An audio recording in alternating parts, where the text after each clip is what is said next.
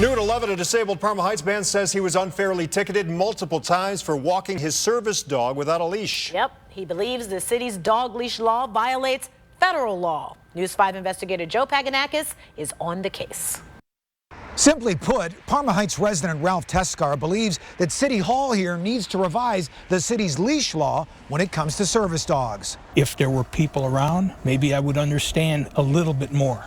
But the park was empty. Ralph Tescar can't believe he was issued this ticket for walking his service dog, Sally, here at Kurtz Park in Parma Heights. Tescar says he needs Sally as a guide after a serious injury left his back broken and fused more than 5 years ago. Tescar says he took the ticket to the city prosecutor, who dropped the case. I think he knew, in his heart at least, what happened was not right, and he dismissed it and told me to go home. But then, just last week, while walking Sally without a leash, same officer sees me in the same spot, drives totally around the park, pulls into the park, waits for me to come to my car, gives me a citation. Days later, the second ticket was also dropped. Tescar believes the Parma Heights leash law contradicts federal guidelines under the Americans with Disabilities Act when it comes to service dogs like Sally. If a service dog, for the needs of its handler, needs to be off leash, it is allowed if that dog is always under control, either verbally or by hand signals. And Tescar says he'll continue to walk Sally without a leash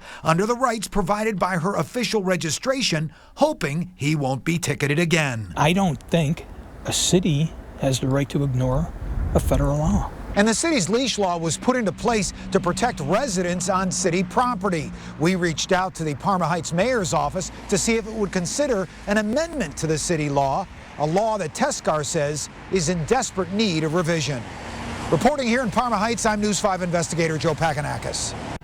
And we looked up the federal guidelines for service dogs according to the Americans with Disabilities Act. And it says a leash can be excluded if it impedes a dog's ability to do its job and if that dog can be controlled with verbal or hand commands.